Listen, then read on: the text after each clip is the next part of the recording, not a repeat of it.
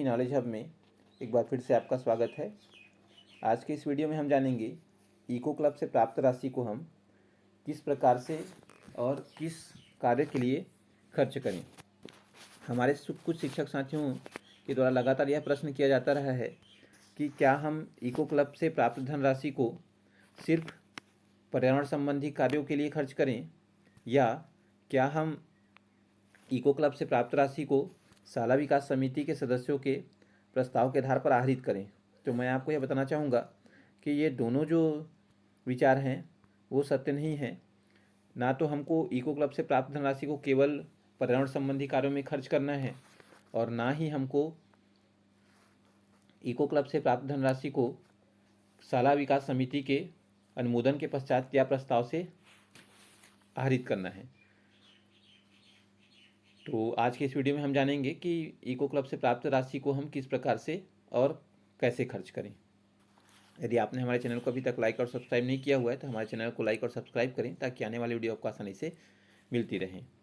तो आइए हम आज का वीडियो स्टार्ट करते हैं। इस संदर्भ में इको क्लब से प्राप्त धनराशि के संबंध में कि उसको हम किस प्रकार से खर्च करें या मार्गदर्शन के लिए एक जो पत्र है वो राज्य परियोजना कार्यालय से जारी हुआ है। ये पत्र 4/2/2021 को जारी हुआ है। जैसा कि आप देख सकते हैं ये 4/2/2021 को यह पत्र जारी हुआ है और ये राज्य परियोजना कार्यालय समग्र शिक्षा छत्तीसगढ़ बिलासपुर के द्वारा जारी किया हुआ है। तो इस पत्र में एक स्पष्ट रूप से गाइडलाइन दिया गया है कि हम इको क्लब से प्राप्त जो धनराशि है उसको किस प्रकार से और किन कार्यों के लिए खर्च करें। यह आदेश की प्रति जो है डिस्क्रिप्शन बॉक्स में मौजूद है, वहाँ से आप इसको डाउनलोड कर सकते हैं। तो आइए मैं आपको संक्षेप में बताता हूँ कि इस आदेश में इको क्लब से प्राप्त धनराशि को खर्च के संबंध में क्या क्या दिशा निर्देश जो हैं वो दिए गए हैं। तो सबसे पहले मैं आपको बताना चाहूँगा कि इको क्लब के गठन का उद्देश्य क्या है। तो इको क्लब के गठन का उद्देश्य जो है यदि हमको समझ में आता है तो हम यह क्लियर कर सकते हैं कि इको क्लब से प्राप्त राशि को हम किस प्रकार से खर्च करें। तो इको क्लब के गठन का मुख्य उद्देश्य जो है बच्चों में सृजनात्मक कौशल एवं कल्पनाशीलता का विकास, बच्चों को जिम्मेदारी लेते हुए उन्हें दूसरे कार्यों को समय पर पूर्ण करने का अनुभव देना, मिलकर कार्य करने के लिए प्लेटफॉर्म उपलब्ध कराना, उपलब्ध संसाधनों का बेहतर उपयोग करना और सृजनात्मक गतिविधियों के आयोजन करना, पर्यावरण प्रदूषण पर संवेदनशीलता का विकास करना और उनमें सुधार के लिए आवश्यक कदम उठाना, विद्यार्थियों को उनके कर्तव्यों के प्रति जागरूक करना और अच्छे नागरिक का निर्माण करना। ये इको क्लब के मुख्य उद्देश्य हैं। हमको इन्हीं उद्देश्यों की पूर्ति के लिए ही इको क्लब से प्राप्त धनराशि को खर्च करना है।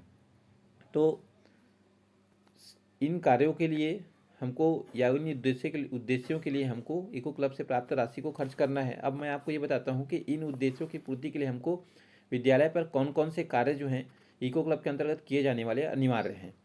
तो सब इन कार्यों में सबसे पहले हमको इको क्लब से प्राप्त धनराशि का खर्च सभी इको क्लब के सभी सदस्यों के लिए पहचान पत्र जारी करने में या पाठ्यक्रम को पूर्ण करने हेतु आवश्यक व्यवस्था करने में या एक दूसरे को सीखने हेतु विभिन्न खेल प्रतियोगिताओं के आयोजन करने के लिए या पठन कौशल विकास के लिए बाल पत्रिकाओं के सब्सक्रिप्शन में या खरीदने में, एक्सपोजर भ्रमण में, ग्रीष्मकालीन छुट्टियों में बच्चों को सक्रिय रखने हेतु विभिन्न कैंपों के आयोजन करने में, पर्यावरण सुधार हेतु विद्यार्थियों को आसपास के नदी नाले एवं प्राकृतिक स्थलों के भ्रमण करने में या किए गए सभी कार्यों के दस्तावेजीकरण में हम इको क्लब से प्राप्त धनराशि का खर्च जो है वो कर सकते हैं।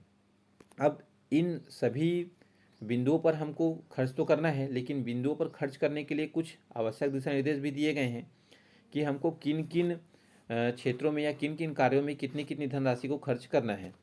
तो सबसे पहले मैं आपको बताता हूँ कि हमको युवा क्लब के गठन के लिए, युवा क्लब कहने का तात्पर्य यहाँ पे इको क्लब है, इको क्लब के गठन के लिए सबसे पहले हमको 25% की धनराशि का ही खर्च करना है। जैसे मान लीजिए यदि हमारे विद्यालय में मान लीजिए 5,000 की धनराशि जो है वो प्राप्त हुई है, तो ऐसी स्थिति में हमको 5,000 का 15% अर्थात 750 रुपये ही संसाधनों के रूप में या संसाधन संबंधी क्रय में व्यय किए जाने हैं। इसके अलावा यदि हम विभिन्न प्रकार के कैंपों का आयोजन के लिए बोला गया था कि विभिन्न प्रकार के इको क्लब से हम विभिन्न प्रकार के कैंपों का आयोजन कर सकते हैं, तो विभिन्न प्रकार के कैंपेन के हेतु हम केवल 5% की धनराशि का ही व्यय कर सकते हैं। खेलकूद एवं प्रतियोगिताओं के लिए 20% की धनराशि, सांस्कृतिक कार्यक्रमों के आयोजन के लिए 20% की धनराशि और इको क्लब के लिए बाल पत्रिकाओं के सब्सक्रिप्शन में 20% की धनराशि, एकादमिक समर्थन के लिए 15%, और विभिन्न एक्सपोजर भ्रमणों के लिए हमको 5% की धनराशि जो है व्यय करनी है। तो हम इको क्लब से प्राप्त धनराशि का व्यय इसी प्रकार से विभिन्न कार्यों के लिए या विभिन्न कार्यों के विभिन्न मदों के लिए कर सकते हैं। इसके अलावा मैं आपको बताता हूँ अब कि हम इको क्लब से प्राप्त धनराशि को किस प्रकार से आहरित करें। तो इको क्लब से प्राप्त धनराशि को आहरित करने के लिए सबसे पहले आपको एक इको क्लब या युवा इको क्लब का गठन करना होता है। इस युवा इको क्लब में हमारे विद्यालय के शिक्षक, पालक, स्थानीय अधिकारी, स्थानीय नागरिक और अन्य विद्यालयों में अध्ययनरत छात्र छात्राएं भी शामिल हो सकती हैं। इस इको क्लब का कार्यकाल 1 वर्ष का होगा और प्रत्येक वर्ष इस इको क्लब का जो गठन है वो किया जाएगा।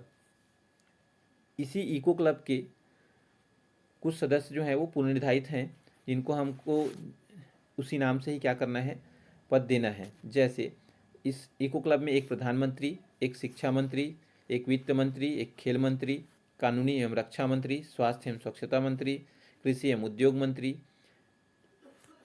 नाम से जो सदस्य हैं वो कार्यरत होंगे।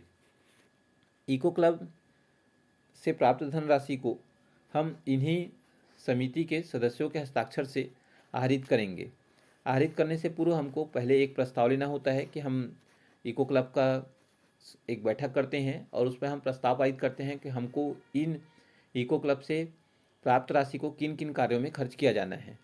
एक बार प्रस्ताव पारित होने के बाद हम संबंधित जो सामग्री है उसका क्रय करते हैं और क्रय करने के बाद वापस प्रस्ताव या एक बैठक का आयोजन करते हैं और उस बैठक में क्रय किए गए सामग्री के भुगतान हेतु एक प्रस्ताव पुनः पारित करते हैं और इसी प्रस्ताव के आधार पर हम धनराशि का आहरण करते हैं और धनराशि का आहरण करने के पश्चात संबंधित दुकान या फर्म को भुगतान कर देते हैं।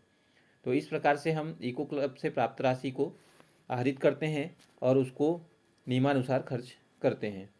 तो आप भी अपने विद्यालयों में इसी प्रक्रिया का पालन करें और पालन करने के उपरांत इको क्लब से प्राप्त धनराशि को खर्च करें। यदि आपको वीडियो अच्छा लगा हो तो चैनल को लाइक और सब्सक्राइब करें और अपने अन्य शिक्षक साथियों से भी शेयर करें।